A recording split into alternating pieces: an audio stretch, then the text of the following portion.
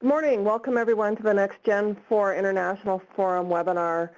We're just getting started. Today's presentation is on sodium-cooled fast reactors. I'd like to take this opportunity to thank all of you for attending and to introduce Dr. Patricia Padier.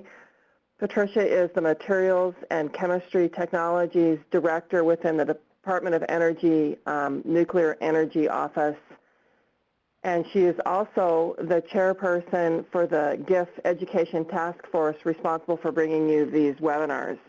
So without any further delay, I'll turn the time over to Patricia. Yeah, thank you so much, Bertha, for the introduction. I'm very, very happy to be here today, and I'm very excited to listen to Dr. Bob Hill's presentation. Bob is a senior nuclear engineering at Argonne National Laboratory, where he has worked for the last 29 years with a research focus on reactor physics, fast reactor design, and fuel cycle applications. Dr. Hill completed his PhD in nuclear engineering at Purdue University in 1987. His current position at Argonne is Technical Director for Advanced Nuclear Energy R&D. He has previously led nuclear engineering division research groups working on reactor physics analysis, advanced modeling and simulation, fuel cycle and system dynamic modeling, criticality safety, and nuclear data. Bob is a co-national technical director for multi-laboratory R&D activities in the DOE Advanced Reactor Technologies program. This work includes small modular reactors, advanced structural materials, energy conversion technology, methods validation, non-LWR licensing, and system integration. He also serves as a U.S. representative for the Gen 4 sodium-cooled fast reactor collaboration. And I would like also to add that he recently became an American Nuclear Society Fellow. So this is my great pleasure to have Bob presenting this webinar. And Bob, thank you again for your dedication. And I give you the floor. Thank you, Bob. Patricia, thank you for the introduction, and I'd like to welcome all the participants to the webinar.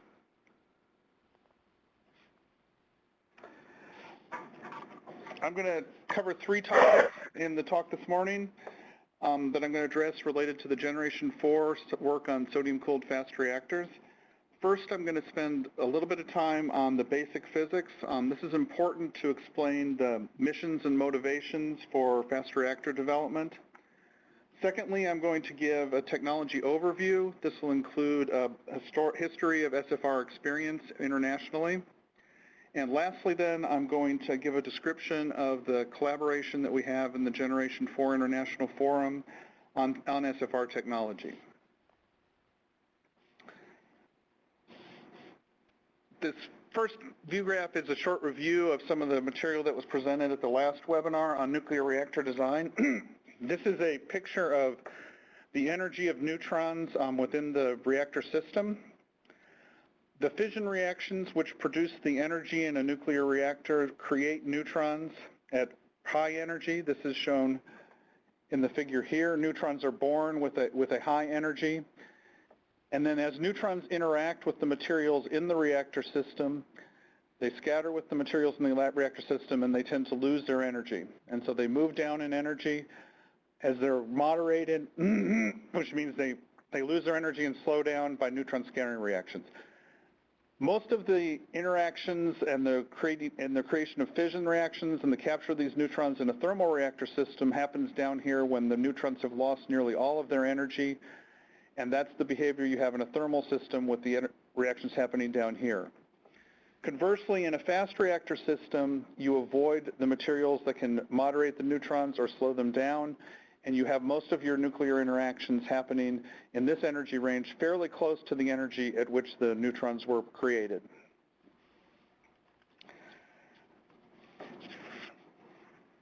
This behavior is important because the nuclear interactions and the types of reactions you have are different in this energy range than they are in this energy range. I'm going to show that for one particular isotope here. This is for plutonium-239, which is one of the dominant fission isotopes. especially in fast reactor systems. And this is the energy range for fast reactors here, near where the neutrons were created. And then this is the range in which you have most of the interactions in thermal reactor systems.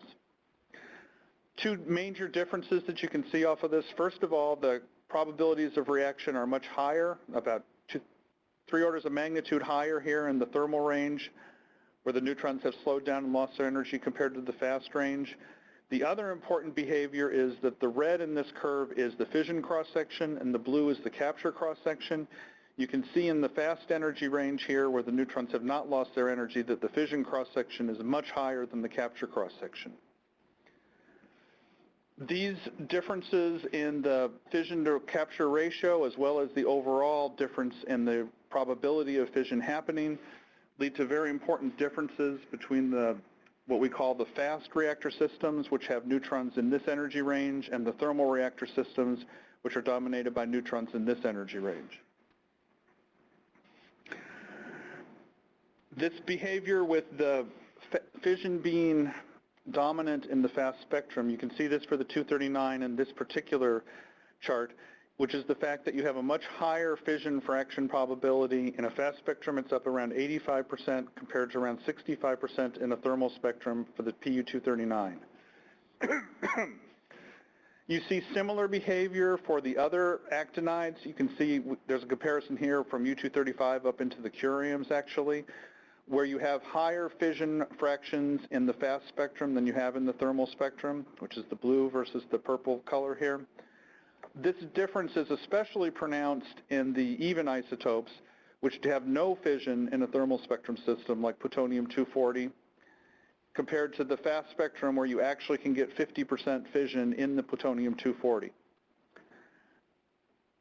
This behavior and this difference in physics between the two energy ranges has important implications for the fuel cycle behavior. Those become from two particular aspects of this dominance of fission in the fast energy range. The first is that you have a better neutron balance in the fast energy range. Better neutron balance means you're more likely to fission in the fissile isotopes than you are to capture, which does not sustain this chain reaction. So you have a better neutron balance in the fast spectrum. You also do not get as many capture reactions in the fast spectrum. You get fissions, not captures. The capture reactions actually can take and from the initial uranium starting material, and they capture you up into the plutonium, but then also up into the higher actinides. And the generation of these higher actinides, which would be the americium and the curium, cause difficulties. I think I just lost my connection. I'll be back in a moment.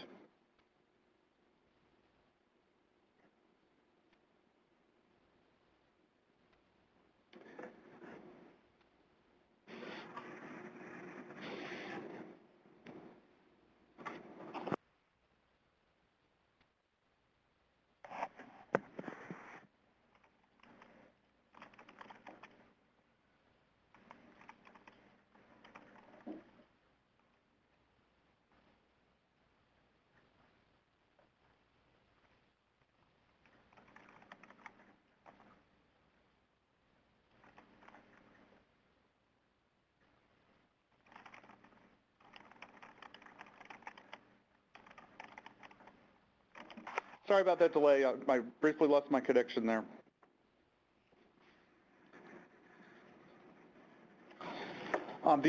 So you have the two aspects here from the difference in the fission fraction in the fast range. You have the neutron balance, and you have the fact that in a thermal spectrum system, this capture leads to these higher actinides. These higher actinides tend to be more radioactive than the lower actinides. Therefore, these are problematic when you're trying to do fuel fabrication. They lead to doses in the fuel fabrication process, which complicates recycle of the materials. So the implications then of this difference in the physics behavior between the fast energy range and the thermal energy range is summarized here. Thermal reactors, because of the higher probability of fission in the low energy range, can be configured to operate on low enriched uranium. But typically, you've configured thermal systems to operate in once-through fuel cycles.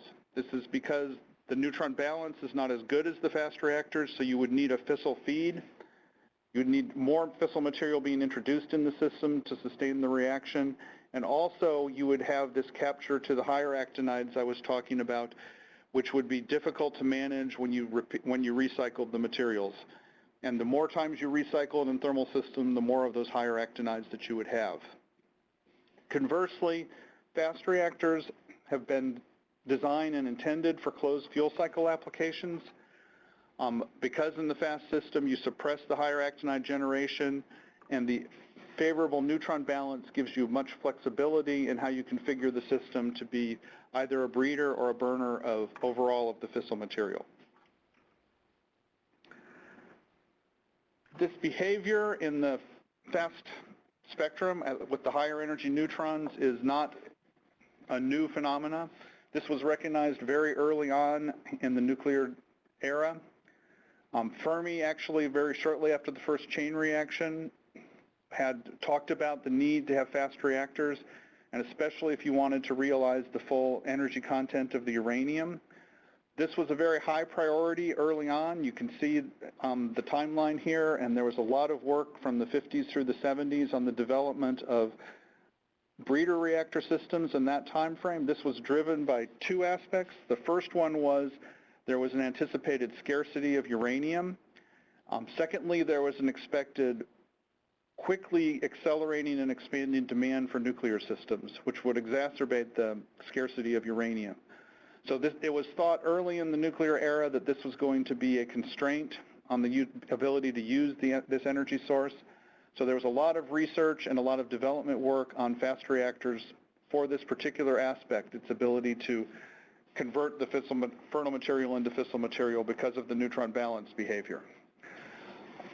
There was not the growth in nuclear in the 1980s that was originally anticipated, and there were additional uranium resources that were found. So some of the urgency for this particular mission was reduced.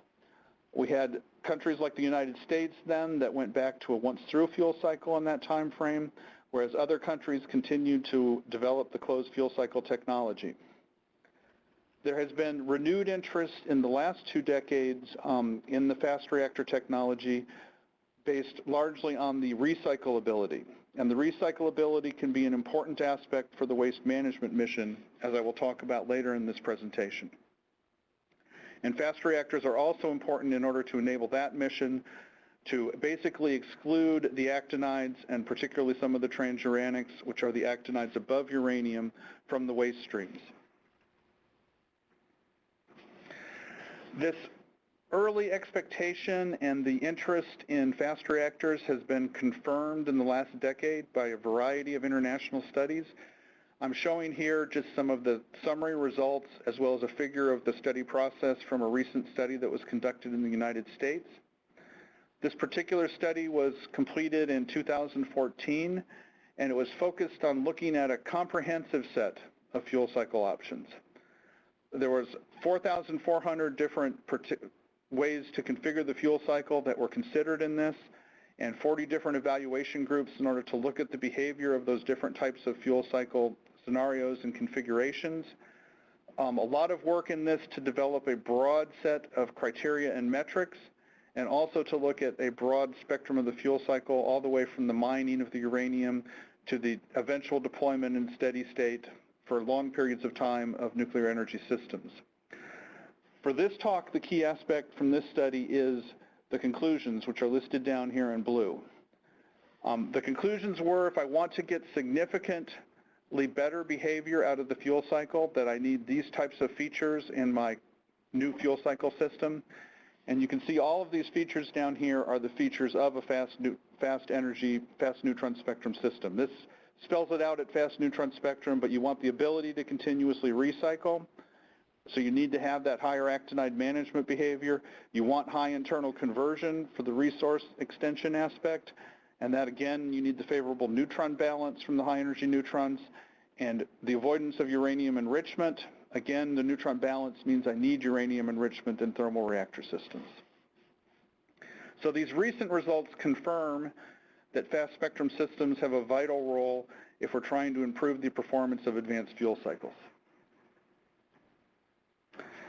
This just gives a picture of the fast reactor within the fuel cycle.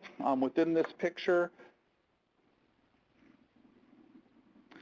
The fast reactor would be located here, and so this would be your closed fuel cycle here, where you have the material being irradiated in the reactor, then you have the separations to recover the materials for recycle, then you fabricate the recycled materials, and then you go back into the reactor. So this is the closed fuel cycle here. There's a lot of flexibility for fast reactors on how you want to operate within this closed fuel cycle. In particular, in this figure, I'm showing the red dotted line here is the conventional approach to this, which is you're using this closed fuel cycle to extend the uranium resources. So you go take the uranium from the ore, you bypass the enrichment step, it becomes the makeup feed in the recycle fuel fabrication, and you're able to operate in this closed fuel cycle and extend the uranium resources. You also can configure the fast reactor to be a net consumer and not a sustainer of the species and the actinides within this closed fuel cycle. And in that case, you could run the LWRs, which are creating some of that material. You could again recycle the material, and you could operate then within this closed fuel cycle with the makeup feed being the recovered materials from the other types of reactors.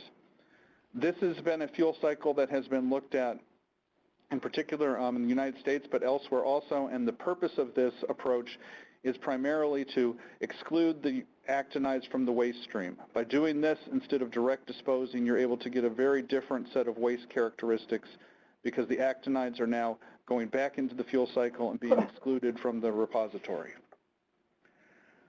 So you have two major approaches that you've taken here, major strategies for the actinide management. One is for the resource extension, and the other is for the waste management aspects.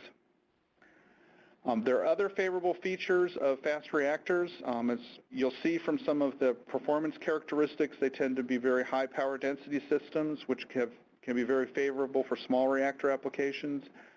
Because they've been configured to operate in this closed fuel cycle, they've been designed to operate on plutonium and other fissile materials than just enriched uranium, so they are very favorable for plutonium management, which is being looked at in several countries around the world. Another aspect then, and what we're focused on in Generation 4, is working on the reactor technology within this system to get the economics and the costs down to where they are favorable, that you can use this as an electricity production system. I wanted to go a little bit into some of the waste management benefits and discuss some of the aspects of it and how much improvement we're talking about in some of the fuel cycle behavior. So I'm going to look briefly at the uranium utilization aspects, and this is one of the benefits of the fast reactor technology is the ability to vastly extend the uranium utilization. The upper part of this figure is showing the uranium utilization for once-through systems. In once-through systems, I first have to enrich the uranium, and much of the uranium then ends up being depleted uranium in the enrichment process, and then I only get partial consumption of the uranium when it's in the reactor. So for instance, a conventional PWR is going to about 5% burn up, and it's got about 4% enrichment. The net uranium utilization from that once-through fuel cycle then is just over 0.5%, with most of the uranium being in the enrichment tails, and then some of it being in the discharge fuel from the reactor. You can see here for thermal reactor systems, you can get to significantly higher burnups for some of the gas reactor, or maybe even extending the LWR burnups. But to do that, you have to go to higher enrichments. This is because of the neutron balance issues in a thermal spectrum. In order to get the higher burnup, I need to have a higher enrichment.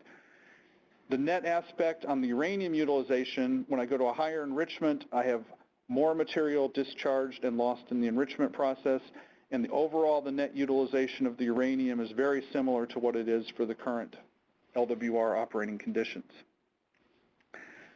So to get significant extension, what has been looked at is the recycle of the materials. You can get a little bit of an increase by recycling the LWR materials, but if you want to really use the uranium, you need to go into a fast spectrum system where you're running it in a converter mode, and you're basically taking that depleted uranium and you're utilizing it and converting it to fissile material.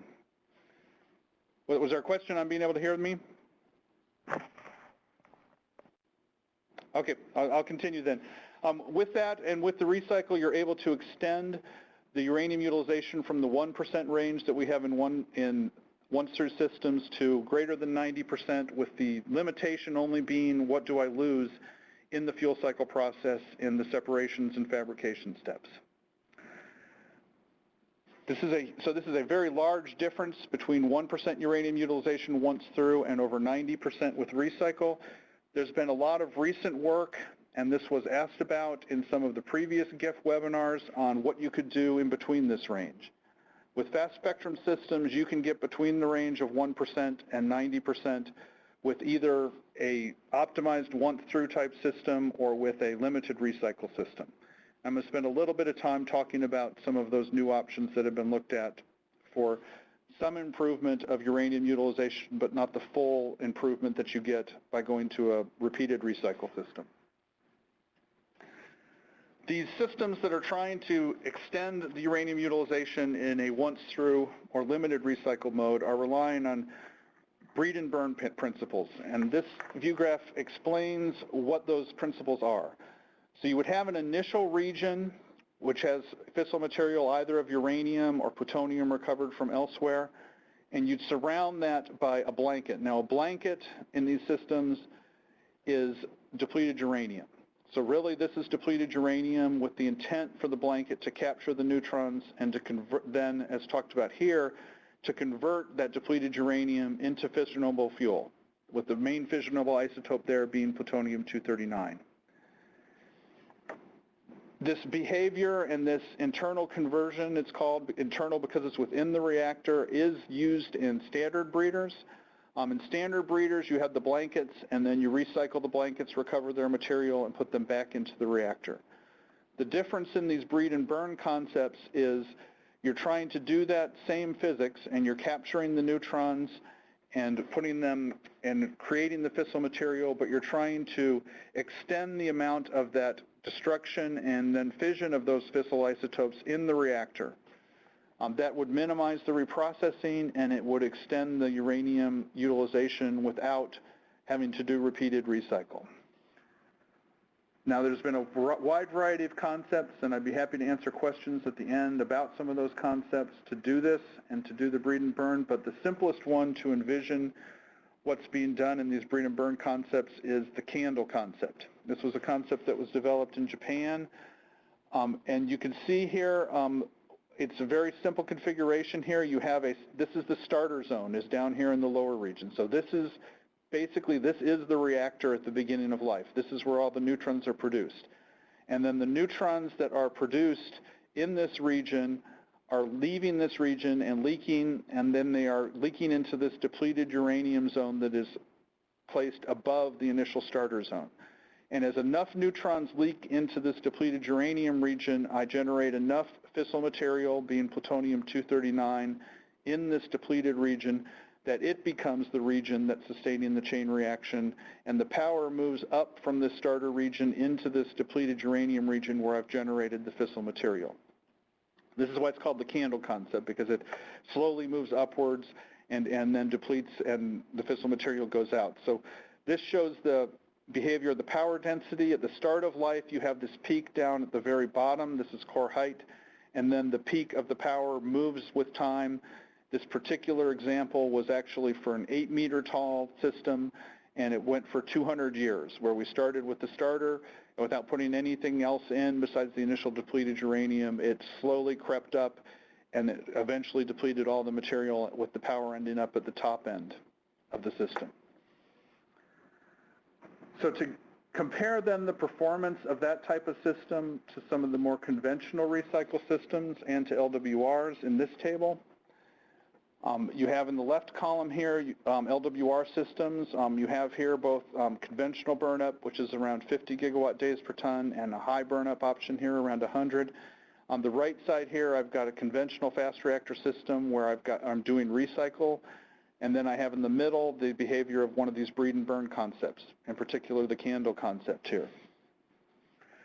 So there's two large differences in the performance that are highlighted there. The first one is because you have this very large depleted uranium zone that you have put into the reactor at the start of its life, you have a much higher heavy metal inventory for these breed and burn systems than you do for either LWRs or for conventional recycle systems. but you are over time able to slowly consume that. You can see here a cycle length for these systems where every 2 to 3 years I have to put new material into the recycle system or the LWR. For 200 years this system just sits and slowly consumes the material.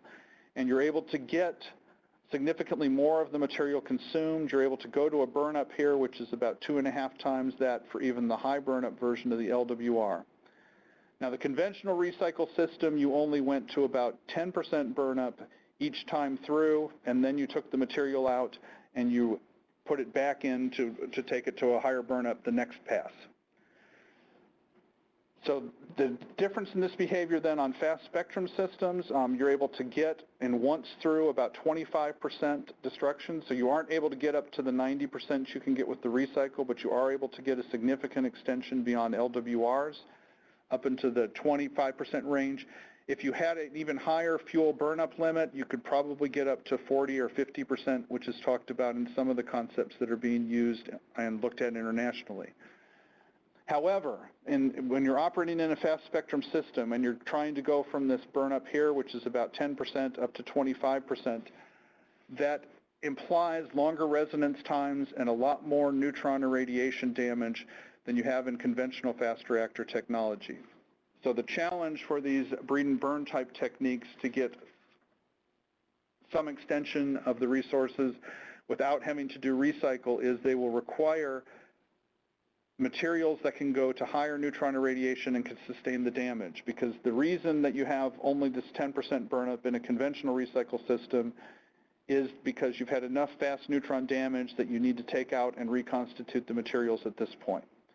But if you can develop those types of materials, you can go to this type of behavior with a once through, or you could extend the burnup in the conventional recycle, but you would still, in conventional recycle, probably do the recycling to get the full uranium utilization. Next, I'm going to turn to a historical perspective on the fast reactor technology development. And even a step back from that to start with, there's a lot of different coolants, extremely wide variety of reactor coolants that were tried in the early development of nuclear technology. I have the full list here, and almost all of these examples here, there was at least one country that did at least one critical assembly looking at this type of coolant, although some of this was out-of-pile testing also. But water coolant, we know has been commercialized, with the light water commercialized in many parts of the world and the heavy water commercialized in Canada and also elsewhere. There's a wide variety of liquid metals that can looked at. You can see the long list here. Some of these were not continued, like mercury, because you were worried about some of the toxic material issues. Others had way too much neutron capture to be useful in practical systems. You had gas technology, which was developed and used extensively in the United Kingdom in particular. You had a variety of fluid fuel concepts. We've heard a lot of talk about molten salt lately, but you see an even longer list here of some of the things that were looked at on the fluid fuels.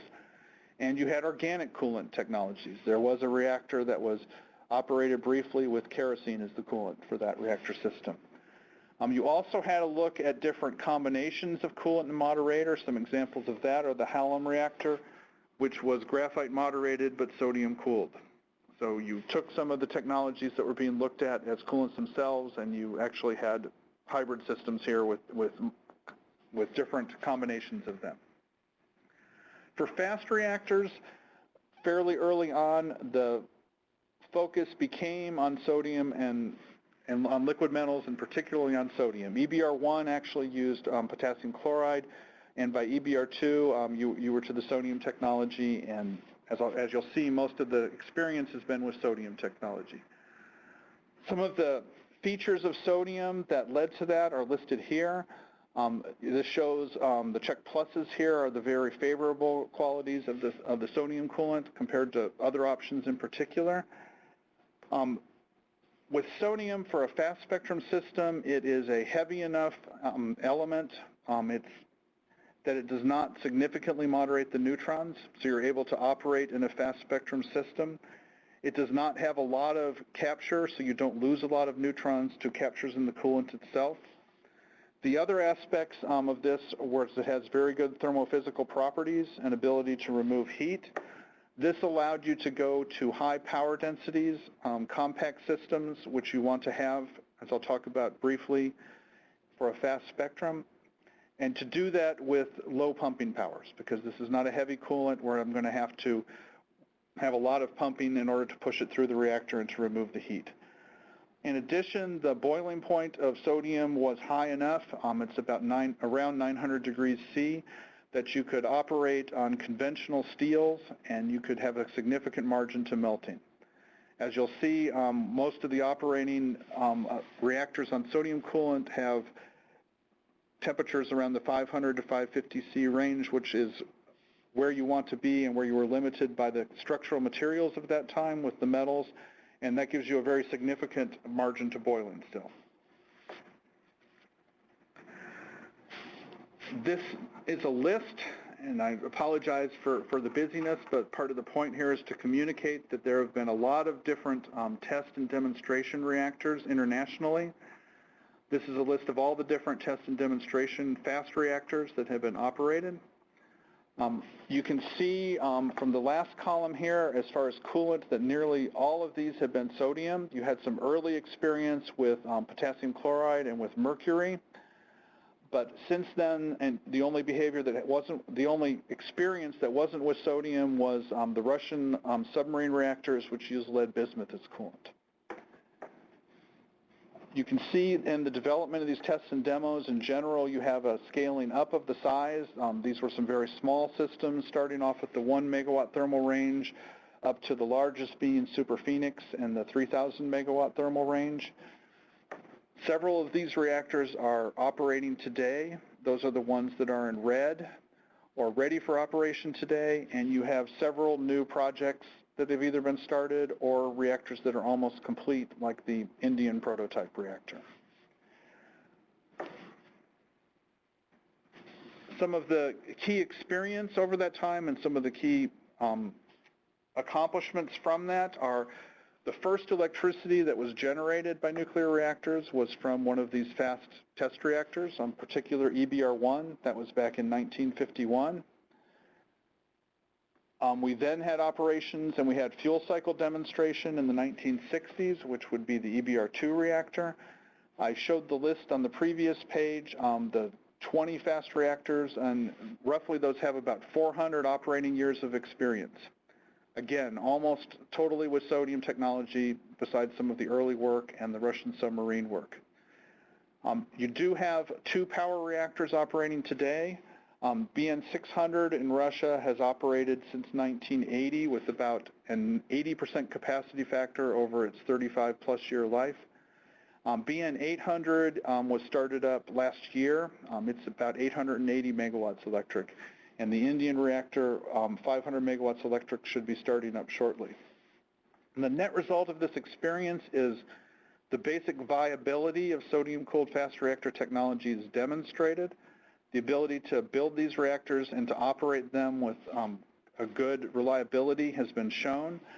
The picture up here in the upper left, this is actually within the BN-800 vessel.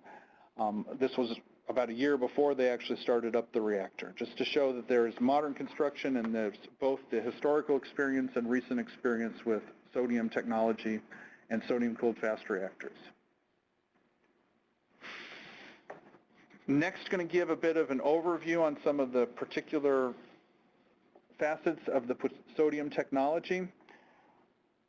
One of the key things that you'll hear talk about is the configuration of the sodium system. There's 2 different types that are being looked at internationally. There's a pool configuration as shown here, and there's a loop configuration.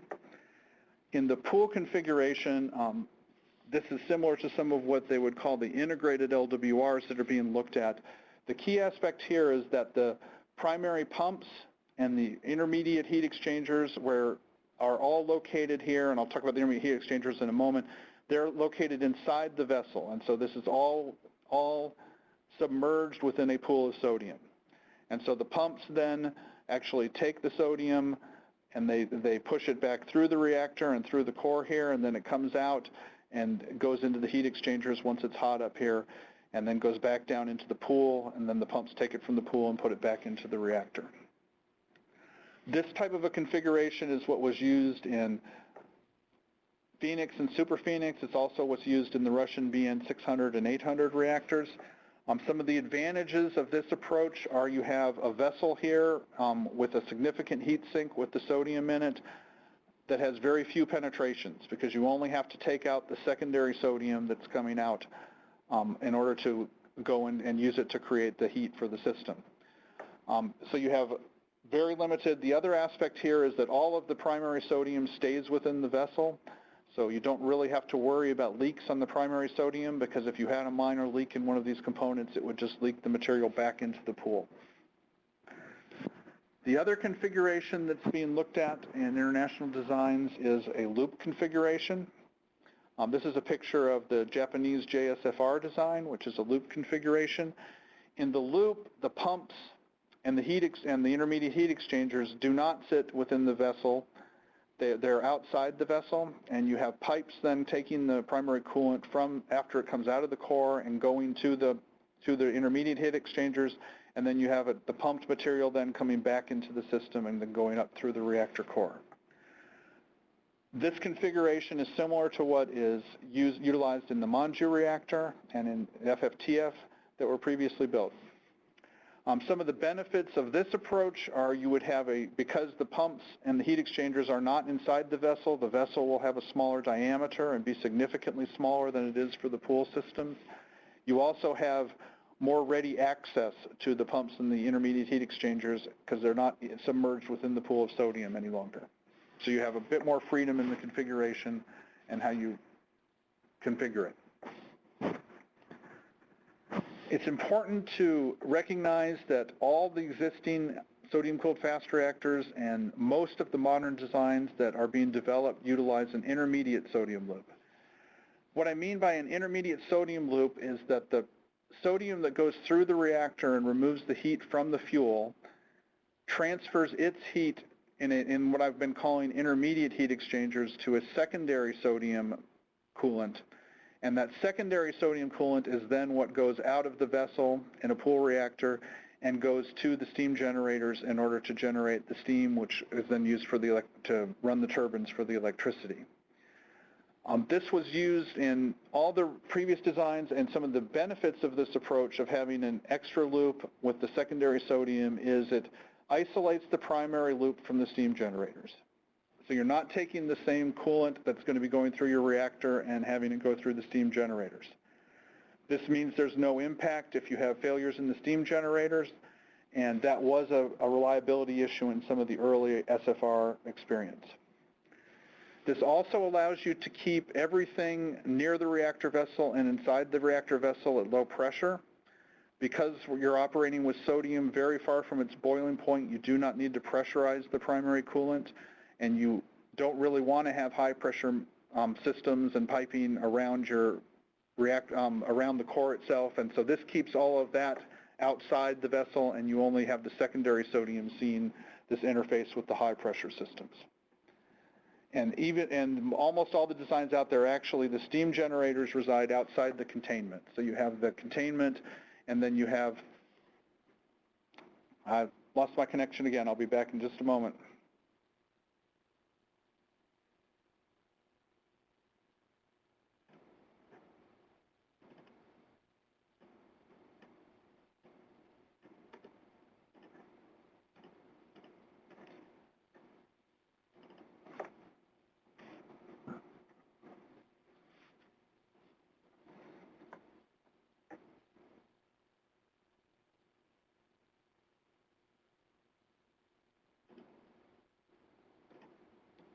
Okay, sorry about that delay.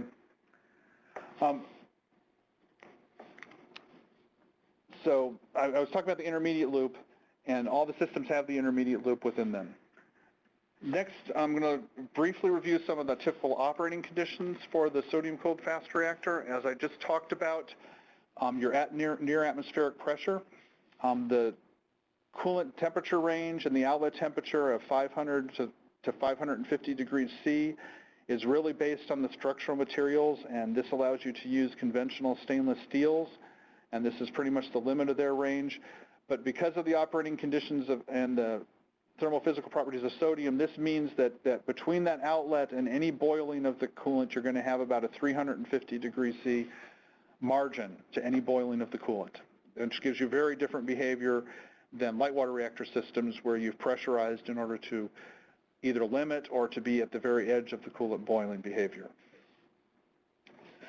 The fast reactors operate at significantly higher power densities than LWRs. This 300 to 500 kilowatts per liter is about 3 to 5 times the power density of light water reactor systems. In order to have the type of behavior you want from the neutron balance that I was talking about earlier, you want to have a very tight packing. You want your material that you're trying to capture the neutrons in is the uranium, and either to convert it into fissile material or to have the fissile material that's in the reactor to fission and to sustain the chain reaction. So you want a very high density of your fuel material. So the fuel pins in a fast reactor system are typically very much more tightly packed than what you have in an LWR. A picture here on the next page, this is a typical assembly. This is from FFTF, this picture actually. And you can see the fuel pins here, which are smaller than LWR fuel pins, are almost touching. And you use this wire wrap that's just wrapped around the pins, and this is the only thing then, that wire wrap, that keeps the pins from being touching. So it gives very small channels between the pins, and the good heat transfer properties of sodium, with the sodium now coming up out of the page, the sodium is able, even with these very small coolant channels, to be able to remove the heat at these high power densities and to give you effective heat removal. You have then typically, as you can see, you have this bundle of pins. This is the isometric view of that. And so the coolant comes in here at the bottom of the assembly, flows up through the pins, and then out of the assembly, and then it would go up to the heat exchangers after it comes out of the particular batch of fuel pins. Now these pins are typically put inside a wrapper or a duct, as it's called, and called different things internationally. This allows you to control what the flow rate is within the individual regions of the core, and this also has a structural function for the reactor system. The fuel itself, there's two different fuels that have been used in the test and demonstration reactors that I showed. You have, most of the international experience is with oxide fuel form, and you have both with enriched uranium oxide and with a mixed oxide form, which is uranium plutonium oxide. Some key aspects of the oxide fuel are a very high melting temperature. It's a ceramic fuel form, but a fairly low thermal conductivity. In the U.S., the experience, particularly in EBR2, is with a metal alloy fuel. This is a uranium plutonium zirconium alloy. That fuel form, and the initial work on that fuel form was motivated by its high density. It does have a significantly lower melting temperature, but it has a much higher thermal conductivity than the oxide fuel form. This difference in melting temperature and thermal conductivity imply that I roughly have to go to the same amount of overpower between the two fuel forms in order to get to where I would have any type of fuel damage.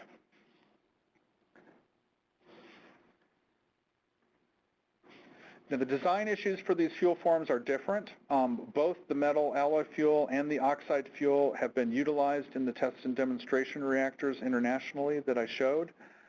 Both of those fuel forms have been optimized in some sense in order that they've been designed to accommodate fuel swelling and to allow significantly higher burnups than we have for LWR fuels. Both the oxide and the metal alloy have been demonstrated up to 20% burnup with the current pin designs that are used in the reactors internationally. For the metal alloy fuel, the behavior typically is limited by chemical interactions between the fuel and between the cladding material itself. This tends to limit what the temperatures are you can go to with the metal alloy fuel. There's a variety of advanced options being looked to overcome some of these, but that is typically the limitation on the burnup and on the temperature for the metal alloy fuel form.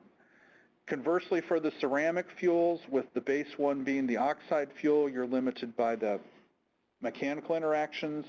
This is the typical thing that we worry about in LWRs also, where the fuel starts to swell and pushes on the cladding, and that's the behavior that typically limits you on the burn-up for the oxide fuel. There are also some differences in the fuel coolant compatibility. Metal alloy fuel is compatible with the sodium coolant, whereas the oxide fuel reacts chemically. This just means that the oxide fuel, you have to quickly detect fuel failures, and you're able to then locate them and to make sure that you remove those from the reactor before the fuel interacts with the coolant. This is a high-level comparison then of the behaviors of LWR compared to sodium-cooled fast reactor. These are some of the differences that I talked about as I went through the features of the fast reactor. You can see here there's about a factor of 3 difference in power density, with the power density being significantly higher in a sodium-cooled fast reactor compared to an LWR. You have the differences in pressure, with the sodium reactor at basically atmospheric pressure compared to the high pressure of a PWR system. Outlet temperature, the sodium system is around 500 degrees C, whereas you're around 330 degrees C for a conventional light water reactor system. Now the fuel form is a higher enrichment fuel. Instead of around 4% fissile, you're up around 20%, but it goes to a significantly higher burnup. And this, again, this is the behavior of conventional SFRs. They're able to get up to about 10% enrichment as compared to 4% in current LWR fuels. I don't have time to go into it in detail today, but I'll give a few quick words on the safety approach for these sodium-cooled fast reactors. The safety approach has 2 aspects that I want to emphasize here. The first one is a reliance on inherent feedbacks, and these inherent feedbacks are unique to the fast reactor system. There's some words here in the middle 2 bullets that describe what this is, but basically the fact that you have high energy neutrons leaking out of the system makes the system sensitive to changes in the geometry. And if you design your reactor correctly, this can give you significant negative reactivity feedbacks. Basically how those reactivity feedbacks work is when your system starts to heat up and starts to go over power and get hotter, the materials expand just by axial expansion of the materials. That expansion then allows more neutrons to leak out of the system, and that brings you a negative reactivity, which brings your power back down.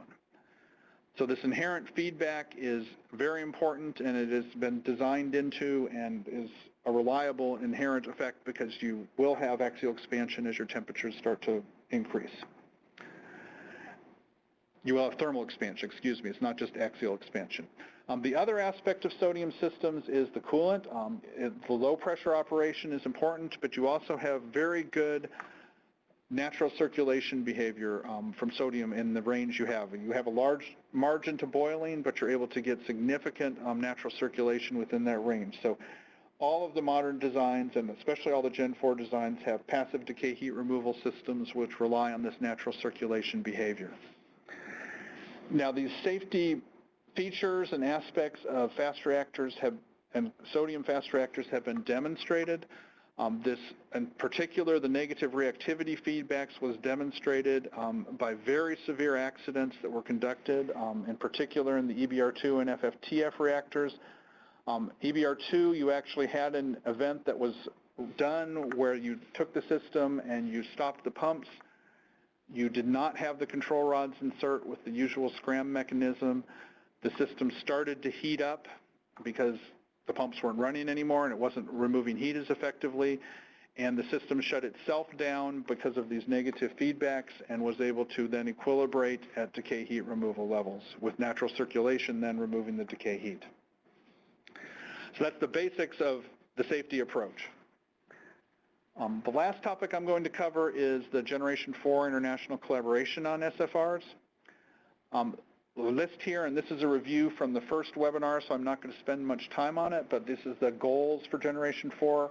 There are 4 areas that Gen 4 was targeted, and the goals it had for the behavior of what we would call Generation 4 systems now, so Generation 4 SFRs for this presentation: sustainability, economics, safety and reliability, and proliferation, resistance, and physical protection. Some of the specific criteria among those 4, the 8 goals actually among those 4 broad areas are listed below, but those were the 4 areas in which we had particular targets. Gen 4 was established back in 2001. There was a technology roadmap activity conducted in the first 2 years there, with the initial report coming out as shown there in 2002. That roadmap of advanced reactor options that could meet the Gen 4 goals was updated recently in January 2014. As a result of that roadmap, there were 6 systems identified, and there was, again, I'm going to highlight here the fast reactor systems. The fast reactor systems that were identified for future work were the sodium-cooled fast reactor, lead-cooled fast reactor, gas-cooled fast reactor, and there are also fast spectrum versions of the supercritical water and the molten salt option. But the 6 reactor systems that were identified in that roadmap are shown on the lower half of this. They typically are talked about based on what their coolant technology is. The very high temperature is gas coolant, sodium coolant, supercritical water, gas, lead, and molten salt. In this particular talk, I'm going to be focusing on the SFR system, but you will be hearing about these other 5 systems that were identified in the roadmap in some of the subsequent webinars. The Generation 4 sodium-cooled fast reactor, from the very highest level, what are the missions? The mission here and the big mission that you get very favorable performance from these systems is the fuel cycle performance benefits, as I talked about in the first part of this talk. You're able to get improved utilization of uranium and waste management benefits. We're also looking in the Gen 4 collaboration at technology innovations that can reduce the cost of these systems, and those innovations and the cost reduction will make SFR also an attractive option for electricity production. As I talked about, the operating outlet temperature range for these systems is 500 to 550 C. There's a wide range of different power systems being looked at, from small reactors to very large reactors. I talked about the 2 different fuel forms, and these variations in the Breeding ratio are basically to support the different fuel cycle options that I talked about earlier. In the Generation 4, there's 3 different types of SFR systems that we're looking at. There's loop systems, there's pool systems, and there's small modular systems. What I show pictures of here are 4 design tracks. Design tracks are where one of the Gen 4 members is contributing a particular Gen 4 design to be considered as one of the options for the Gen 4 SFR. The 4 current design tracks are the Japan sodium fast reactor, which is a large 1,500 megawatt electric loop system. The European sodium fast reactor, which is also a large, same range, around 1,500 megawatts electric pool reactor system. Calimer, which is a 600 megawatt electric system contributed by Korea. And then the small reactor design is about 100 megawatt electric size contributed by the United States. The 7 members of the R&D collaboration on sodium-cooled fast reactors are shown here. It's China, the European Union, France, Japan, Korea, Russia, and the United States. The work is organized for the Generation 4 collaboration into 5 research and development projects. Those 5 projects are listed here. There's a project on system integration and assessment.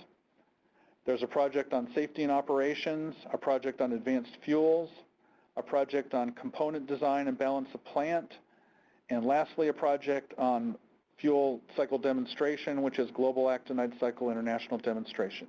I'm just going to give very, very brief discussions on these particular projects to conclude this talk.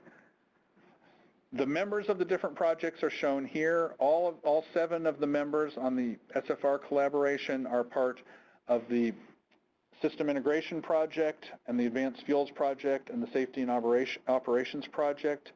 A subset of the group is currently involved in the component design and balance of plant, although there's discussions of the other members joining that. And then the Gasset collaboration on the global demonstration is a 3-country collaboration.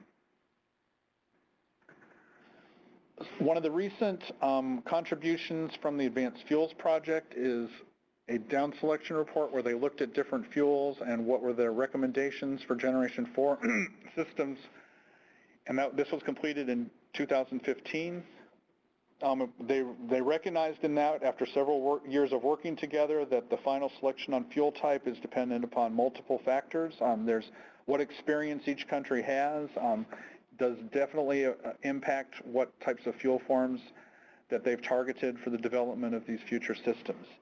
The final recommendations from that, actually you had four of the 7 countries, China, France, Japan, and Euratom, which are looking at oxide fuel for their Generation 4 SFR. The United States and Korea are working on metal alloy fuel, and Russia's looking at nitride fuel as their advanced fuel option.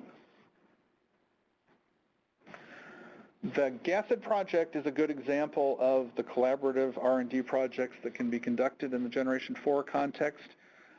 In the particular, what you have here is you have 2 countries. You have France and the U.S.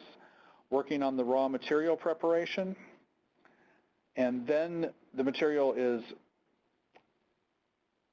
fabricated into fuel pins in France, and then those pins are irradiated in the Japanese fast demonstration reactors. The intent being to do this in Joyo and to then do the eventual assembly testing in the Manju reactor. So you have the workload divided between the 3 countries, and then you had 3 phases for this project where you were first looking at neptunium and americium pins, then you were extending the work to curium pins, and eventually looking at bundles of pins. And again, the purpose of this project was to demonstrate the actinide recycle and the performance of that. Just some of the topics for the component design and balance of plant project. You have work on in-service inspection and repair technology, both on the experience that was had in previous demonstration reactors and on the development of new instrumentation, new techniques for inspection. Leak before break methodology has to do with the structural lifetime and the ability to predict that and the behavior when you do start to get failures. You also have for steam generators the development of new detection techniques and the ability to monitor these steam generators and for both any problems, let's say leaks or other aspects, as well as how close they are to performance goals that you have. But we also have within here the development of new energy generation technologies. There's been a very significant collaboration on the supercritical CO2 Breeden cycle, which would be a replacement energy conversion technology for the steam cycle in sodium-cooled fast reactors. Lastly is the Safety and Operations Project. All 7 countries are part of this project. We're looking at the analysis of experiments. There is some sharing of results. We're also looking at the development of computational tools, and we're looking at the features which are being included in the modern designs and some of the aspects of those, as well as the motivation for those being shared among the members. There is work also in this project on looking at what was done in previous reactors and then how that can apply to the safety and operations aspects of Generation 4 systems. So to summarize then, the 3 topics I talked about. Firstly were that fast spectrum has favorable neutron balance, and that favorable neutron balance is important and enables improved fuel cycle performance, both resource utilization and waste management. The sodium-cooled fast reactor is the most mature of the Generation 4 technology options. I talked about the international demonstration experience. There are several collaborative Generation 4 R&D projects which are working on improvements to that technology. In particular, they're looking at technology innovations that improve the economic performance and the robust performance and behavior in off-normal conditions, with the emphasis on the inherent safety and those types of features within the Generation 4 SFRs. And that's a conclusion. Thank you very much for your time.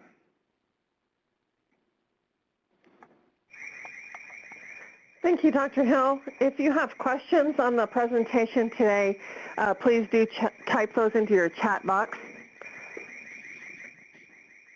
I only see the one to define IRT on slide 10 at this time. I'm going to mute my line for a minute. I've got an alarm going off in the building. Hang on. Yes, IRT on page 10, Yeah, there were lots of acronyms in the original version of that. Sorry, I didn't capture that one. That was the independent review team. The point there was this was conducted by a large team on this fuel cycle study, and the results were reviewed by an independent review team with a broad set of experts with both nuclear background as well as economics and other backgrounds.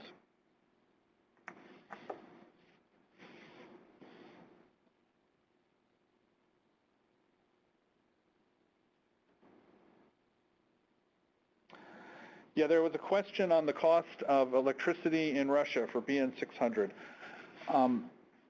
That's a very hard question to answer. The way they do the cost and the charging of it's different in Russia compared to other countries. And you have to remember BN 600 was a demonstration reactor. It was not the nth of a kind generating that. So I don't have a specific number on what the cost is. I can tell you that when they did the BN 800 design, the BN 800 produces 880 megawatts electric compared to 600. It's almost exactly the same size as the BN 600 system. So they're expecting to get a significant improvement in the capital cost behavior on BN 800 compared to 600, but I cannot answer the question on quantitatively on what the cost of electricity is.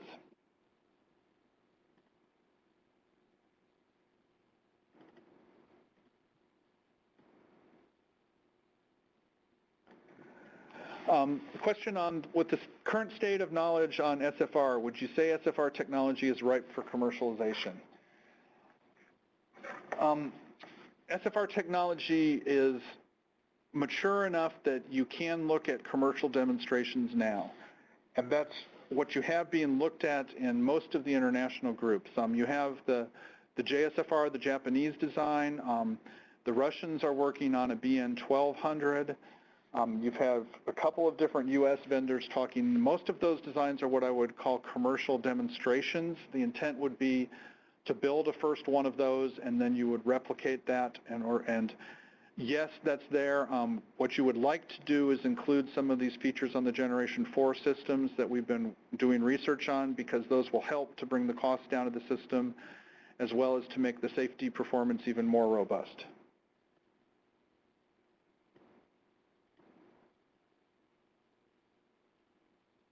Okay, good question here. Why is the fact that sodium-cooled fast reactors have a positive void coefficient not a bad design feature for them as they are for LWRs? The reason why is it's different. You can't look at it like you look at it in an LWR. An LWR, the reason the coolant isn't voiding is because your system is pressurized. Basically, if you have anything happen within the LWR that you lose pressure on the system, you get much more voiding of the coolant. Conversely, on the sodium reactor, you're operating with an outlet temperature that is 350 degrees away from the boiling point of the coolant. And in order to get over that 300 degrees, a lot of things have to happen in the reactor system, and it gives you time for these inherent feedbacks that I was talking about to bring your power back down to where you don't have the temperature continuing to increase. So what you have for these sodium systems is you have the ability to go through very severe accident conditions and transient conditions and still have significant margin to any boiling of the coolant, which makes it a very different issue. We still do look for these designs on what the behavior is with voiding for very, very severe conditions, but it is not the same type of issue that it is for water reactor systems or other systems that are using a coolant that's close to its boiling point.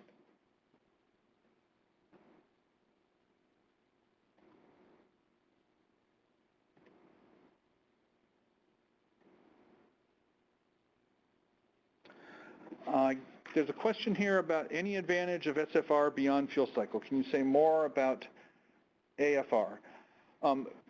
Yes, as I talked about when I showed that picture of the fuel cycle, there are benefits of fast reactor systems for small reactor applications because of you have the high power density of the system, your small reactors can be smaller than they would be for thermal spectrum systems.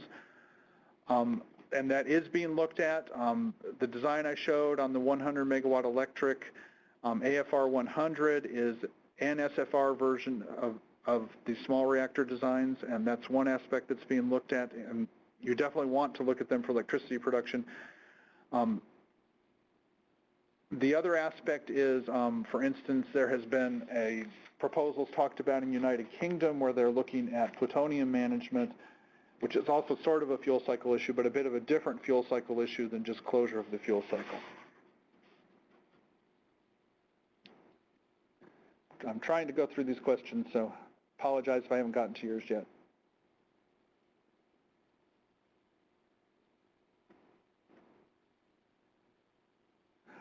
Question, is anybody currently building a small modular AFR100 reactor? No, is the answer. And the cost estimates are very immature. This is a pre-conceptual design at the moment. So.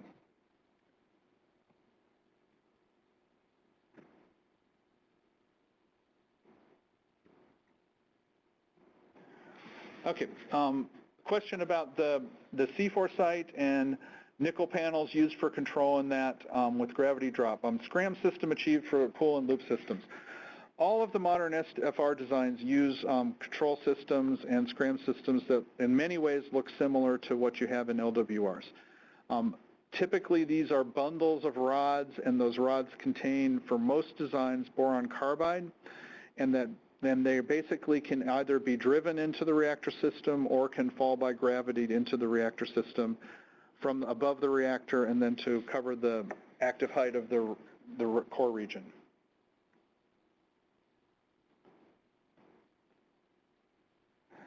Ultimate disposal of the sodium. We have had experience with that. The EBR2 reactor has been closed down now, and they have basically removed all of the sodium from that vessel, and they have basically what you can do is the sodium, you can eventually it gets burned and it's not radioactive even after it's, because the radioactive species that you do generate by the slight activation is very short-lived. You're able to clean that up, and it has been done with the decontamination and decommissioning of the reactors. I would have to go into a lot more detail for some of the precise aspects of that, but there is experience with that. So I apologize. I was going to keep going through. Is it okay to cover some more questions here? Absolutely. I've lost track of where you're at is all. Can you say the name of where you're at? Yes, I'm on Jan Reynold Augustin's question. Got it. On reliability safety issues with water and sodium coolant mixing. Yes, this is something that has been looked at from the day you started working on sodium technology. The key aspect on this is that, as I talked about, all of the modern designs and all of the existing demonstration designs use an intermediate loop. So if there are any issues with the sodium interacting with water, that's not affecting the primary coolant, so it's not an issue of the nuclear behavior of the system or nuclear concerns on the safety behavior. It is an issue because you don't want to have problems with your steam generator, which can vastly affect your reliability of your system. And indeed, in the early demonstrations, these are some of the problems that they had. PFR and BN350 both had some problems with leaks in their steam generators. They had engineered systems to deal with those leaks, but they did cause some reliability issues in those early reactors. You look at the experience, though, over the last 35 years from BN600 operating at 80% capacity factor, and I think those engineering issues have been dealt with to have safe steam generators and reliable steam generators that do it, but you still are doing it in a manner where it's with the intermediate loop sodium, not with the primary sodium.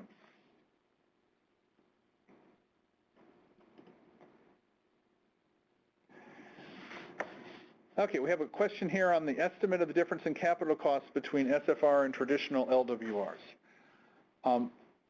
The costs on the demonstration reactors that I talked about have been higher than LWRs. That's typical what you will have for a demonstration reactor. You are fairly conservative on how you do the design and how you operate it. And I lost my connection now. I'll be back in a moment.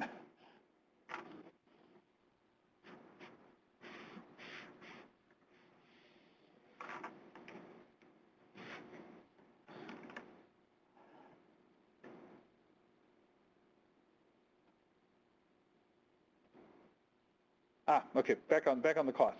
Okay, so the demonstration plants that you've had to date obviously will have higher costs than LWRs. The Generation 4 designs, there have been some fairly detailed cost estimates, and both the Japan sodium-cooled fast reactor and the design the Russians are working on, BN1200, those designs have cost estimates that indicate lower cost than the comparable LWR systems. Not vastly lower cost, but lower cost than the comparable LWR systems. Now, those have not been built, so you don't have proof of that principle yet, but you do have indications that some of the designs that include the modern features can get to capital costs lower than LWRs.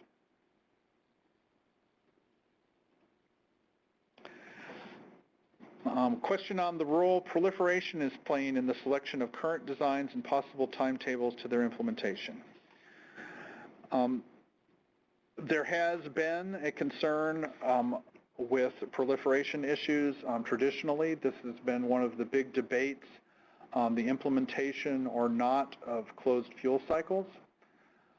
Most of those issues with the closed fuel cycle and the concern with any proliferation issues actually don't reside in the reactor. They reside in the remainder of the fuel cycle. The reactor, you're handling a bundle of pins and you're putting it in and you're tracking it and then you're taking them out, and there's not a direct concern with those pins. It's when you're later doing the separations on the material that usually you have the concern. But it has definitely been an impact on whether you do or you do not both prioritize and the rate at which you implement this technology.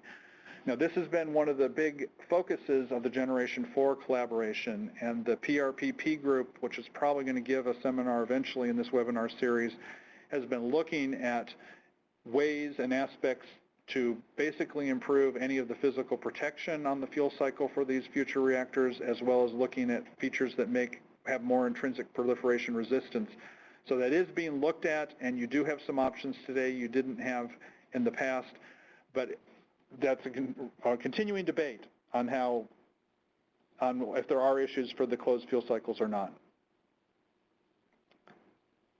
Okay, let me move down here.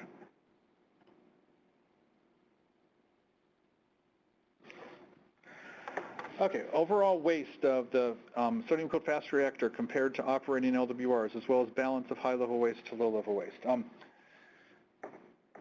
At the very highest level, the simplest level, you're going to have fission products that need geologic and long-term disposal, and those are going to be generated, the fission products, at the rate that's proportional to the amount of power you produced in the reactor system. So it's not by doing these advanced fuel cycles that you've eliminated the need for any long-term waste management. You still will have it. What you've done with the recycle options with the fast reactors and the actinide management is you've excluded the actinides from the waste. So the uranium and all the transuranic species you can exclude from the waste. That's important for several aspects of the waste, on the high-level waste in particular. It gives you significantly less mass because the uranium is a very significant portion of the fuel that's going to the waste. It gives you significantly less long-term radiotoxicity and long-term heat compared to if the actinides are in there. But in the short term, things like heat load are dominated by the fission products, which will be in the waste from either type of system. On the low-level waste, I don't expect large distinctions. Those are typically associated with running a reactor. I don't know that there's any particularly large differences that have been identified between different nuclear systems.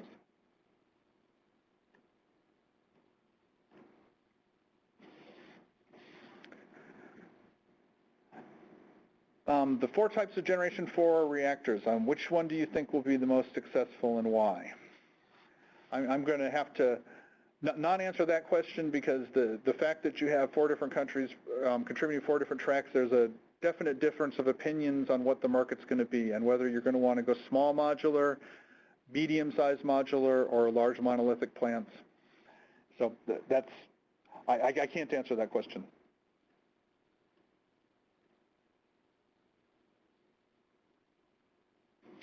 Okay, how often would outages need to occur, and how does the decrease in power during an outage affect the sodium coolant? Most of these reactors are designed for similar cycle lengths as we're running LWRs today. The designs that are doing operating at fairly high power density are typically running somewhere between 18-month and 2-year cycles. So you would come down for partial refueling on that rotation, and then you would be down, you'd replace part of the core and be back up and running, hopefully in a very short time outage, and they have shown short time outages. When I said they have shown that, BN 600 actually operates on only a 6-month cycle, but they've managed to operate in an 80% capacity factor over a 30-year period. So the decrease in power doesn't really have large effects on the sodium coolant. There are some activation products in the sodium coolant that decay away fairly quickly. You do have a very short wait that you would want to do on that, but you keep the system inerted anyways, so you're not directly having the sodium see the environment actually.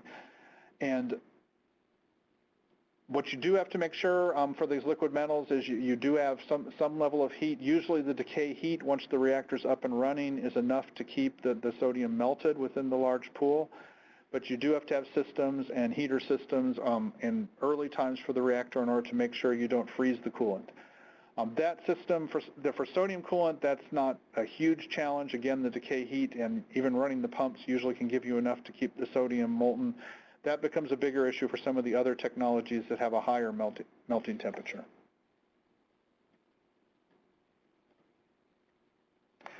Advantages of supercritical CO2 cycle over steam cycle with respect to safety. First of all, you do not get a significant difference in thermal efficiency at these temperatures, at SFR temperatures between supercritical CO2 and well-configured steam, superheated steam cycles. So they're roughly the same efficiency. What you do hope, and what you have shown if you can get the supercritical CO2 technology matured, is that they'll be much smaller. The turbines for the supercritical CO2 are much smaller than a steam cycle, so you have hopes that the energy conversion cycle equipment will be less expensive than it is for a steam cycle, but it's not going to be an efficiency benefit at these temperatures. Now with safety issues, again, it's an industrial safety issue, not a nuclear safety issue. You will not need some of the systems that you currently have in these reactors to account for the fact if I would get leaks in my steam generator and have to deal with the pressure pulses that would result from that. That's an issue for reliability and for keeping the steam generators and the energy conversion system running. But because of the intermediate loop, it's not a nuclear safety issue.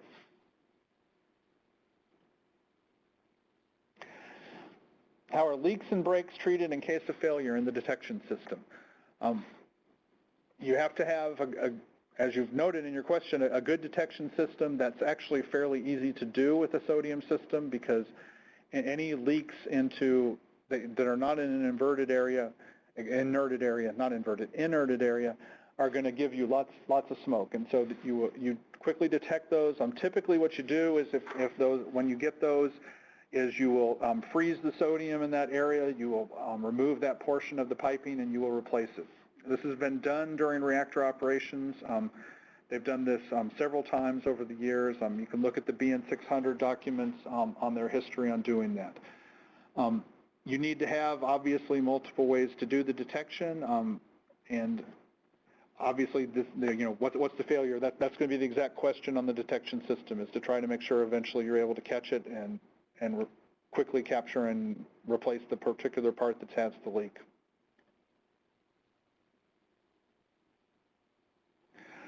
Yes, there's a question on the fuel cycle option study, finding proliferation to be a non-differentiating factor for most all the evaluation groups. That is true. Part of that aspect, and what I was trying to address in the previous question was, what are the issues that people raise for these closed fuel cycles? The advantage on the closed fuel cycles is when you have the closed fuel cycle, and especially when you have the resource extension version of the closed fuel cycle, you don't have to have enrichment. And so then part of this whole proliferation evaluation is what are the risks associated and the concerns with enrichment technology versus the recycle technology. And I'm not the expert to comment on that. Please save those questions for whoever from the PRPP group is going to be giving a webinar.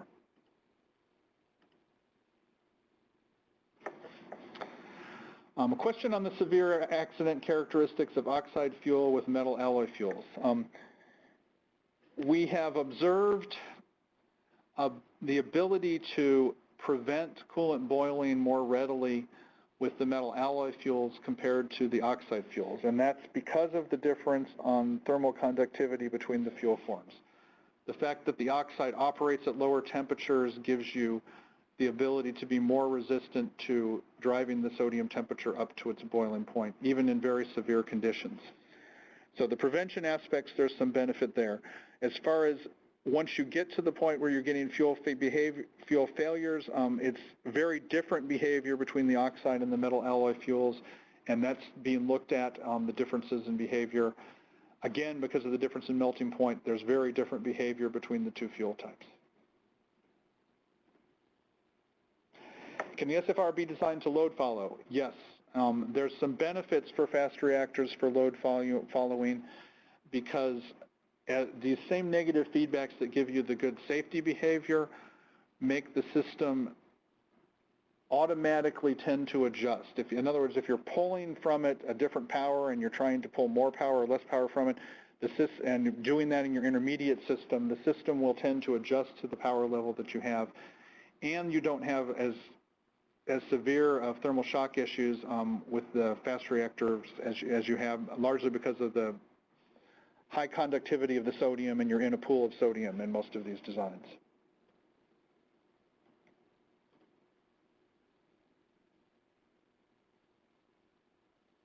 Yes, Alfredo's absolutely right.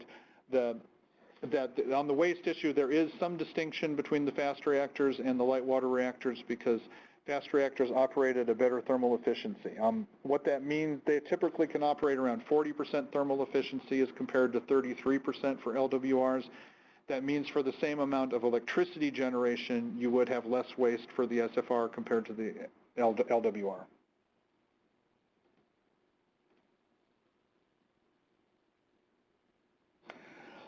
Gas conversion system in SFRs replacing steam generators. We're having a lot of discussion of this in Gen 4 now because the Astrid design is talking about using a nitrogen energy conversion system. Supercritical CO2 was largely targeted in order to avoid any concern or having to look at sodium water reactions. The biggest issue with some of the gas conversion systems, like the nitrogen that's being looked at for the Astrid design, is there's lower efficiency for those systems in this temperature range compared to steam or supercritical CO2.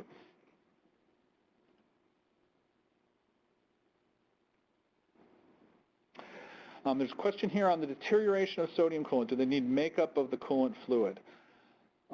We have not seen any need for makeup of the coolant fluid.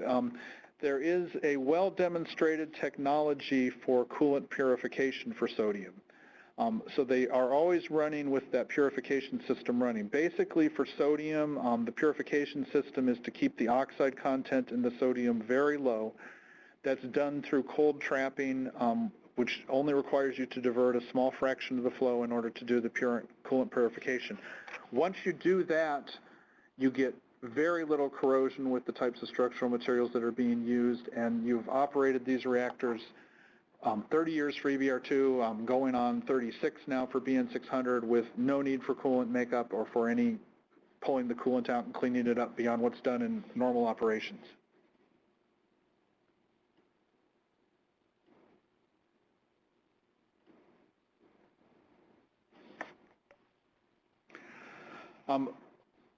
Comment on the apparent favored use of oxide fuels internationally over U.S. preference for metal fuels. The main source of that difference is experience. Internationally, there's a lot of experience with oxide fuels. For instance, on the French side, Phoenix used mixed oxide fuel. Super Phoenix was designed with oxide fuel. That's their experience base, that's their infrastructure. In the United States, EBR2 operated for 30 years with metal oxide fuel, with metal alloy fuel. FFTF operated for a shorter period with oxide fuel, so there's more experience with the metal alloy fuel in the U.S. So I think a lot of the difference on preferences you see is based on experience.